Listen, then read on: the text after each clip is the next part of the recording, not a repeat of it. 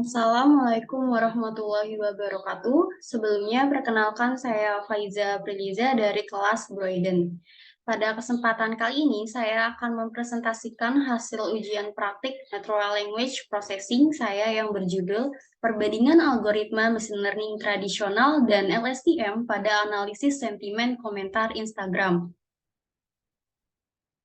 Sebelum lanjut, kita perlu ketahui NLP pipeline, di mana itu terdiri yang pertama ada data acquisition, yang kedua ada text cleaning, yang ketiga pre-processing data, yang keempat ada feature engineering, yang kelima ada modeling, yang keenam ada evaluation, yang ketujuh ada deployment, dan yang terakhir adalah monitoring dan model updating.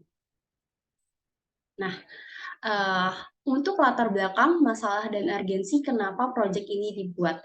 Nah, perlu diketahui proyek ini itu menggunakan dataset yang berasal dari komentar Instagram.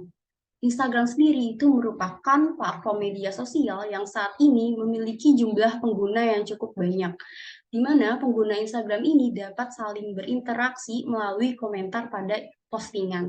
Akan tetapi, tidak semua komentar itu memiliki sentimen positif.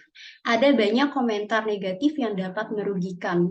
Oleh karena itu, perlu mengetahui sentimen dari suatu komentar, apakah positif atau negatif. Hal ini bertujuan untuk mengetahui apa yang disukai dan tidak disukai, sehingga dapat mengambil tindakan yang sesuai dan tepat. Nah, pada tahap pertama itu ada data acquisition, di mana dataset yang digunakan pada proyek ini adalah data komentar dari Instagram sebanyak 400 data yang terdiri atas 3 variabel, yakni ID, sentimen, dan Instagram comment text. Di mana berdasarkan grafik itu dapat diketahui bahwa distribusi antar sentimen positif dan negatif itu berjumlah sama besar, yakni 200 data. Selanjutnya ada data preprocessing, di mana saya melakukan perbandingan dua algoritma secara umum, yakni ada ML tradisional dan LSTM, di mana saya melakukan preprocessing data yang berbeda untuk keduanya. Pada ML tradisional, saya melakukan rename kolom, yakni Instagram comment text menjadi teks agar menjadi lebih sederhana. Lalu saya drop kolom ID. Yang ketiga itu saya lakukan convert sentimen menjadi numerik atau angka. Selanjutnya juga saya lakukan case folding, itu yang terdiri atas mengubah teks menjadi lowercase, lalu menghapus URL, menghapus hashtag, menghapus angka, menghapus karakter tanda baca, dan menghapus spasi yang duplikat. Lalu saya juga lakukan word normalization dengan menggunakan korpus dari slang word yang telah dibuat oleh orang lain dan saya sesuaikan dengan dataset yang digunakan pada proyek ini.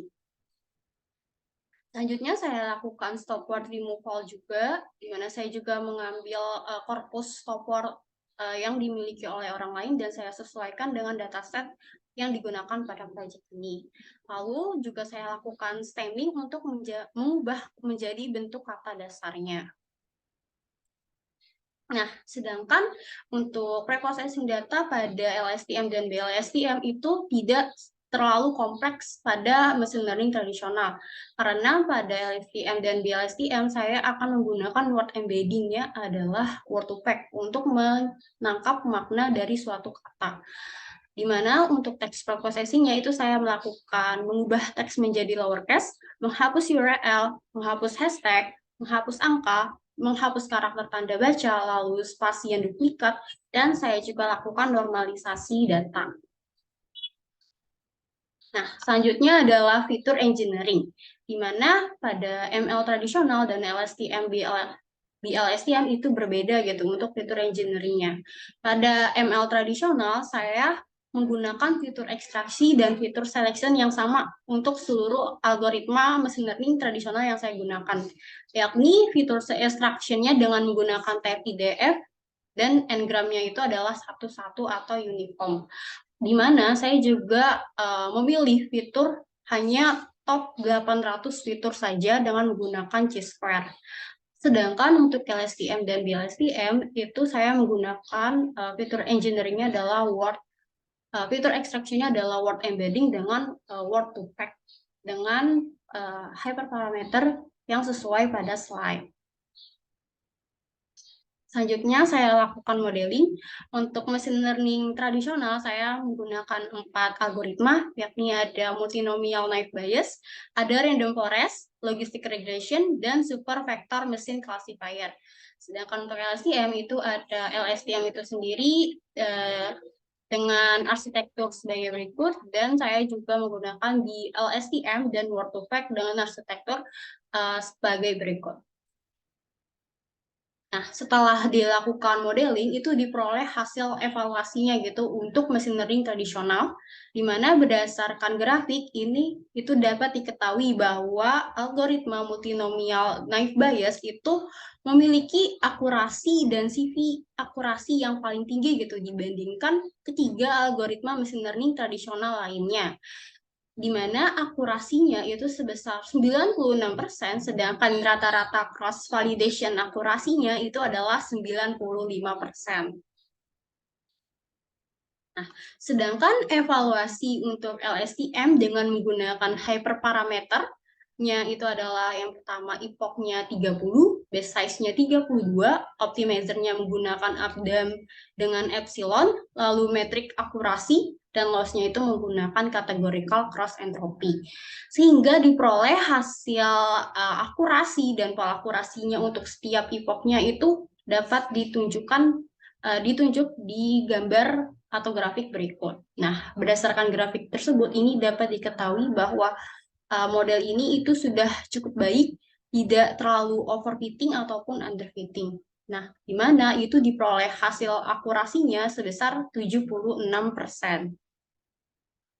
Selanjutnya adalah hasil evaluasi untuk di LSTM dengan menggunakan Word2Vec dan dengan parameternya itu sama dengan yang LSTM sebelumnya, yakni epoch-nya 30, base size-nya 32, optimizer-nya itu menggunakan Adam dengan epsilon, lalu matriksnya akurasi, lalu loss-nya itu menggunakan categorical cross entropy. Nah, diperoleh hasil akurasinya ditunjukkan pada grafik berikut.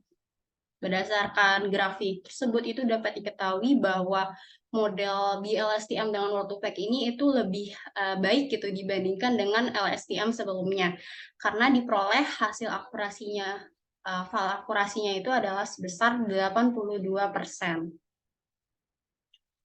Nah, kesimpulan yang dapat saya tarik itu yang pertama, dengan menggunakan teknik preprocessing yang sama itu diperoleh multinomial naive Bayes merupakan algoritma yang memiliki akurasi tertinggi dibandingkan algoritma machine learning tradisional lainnya yang telah dicoba. Sedangkan di LSTM itu memperoleh akurasi lebih baik dibandingkan LSTM dengan hyperparameter dan proses training yakni epoch, base size-nya itu yang sama. Nah, multinomial dengan type IDF, n-gramnya itu satu-satu memiliki akurasi sebesar 96%. Sedangkan BLSTM dengan menggunakan Word2Vec itu memiliki akurasi sebesar 82%. Sehingga dapat dikatakan multinomial ini itu memiliki akurasi yang paling baik gitu dibandingkan model-model lainnya. Tetapi multinomial ini belum memiliki kemampuan untuk menangkap makna dari suatu kata karena masih menggunakan pembobotannya dengan menggunakan TF-IDF. Nah, mungkin cukup sekian presentasi dari saya. Kurang lebihnya mohon maaf. Wassalamualaikum warahmatullahi wabarakatuh.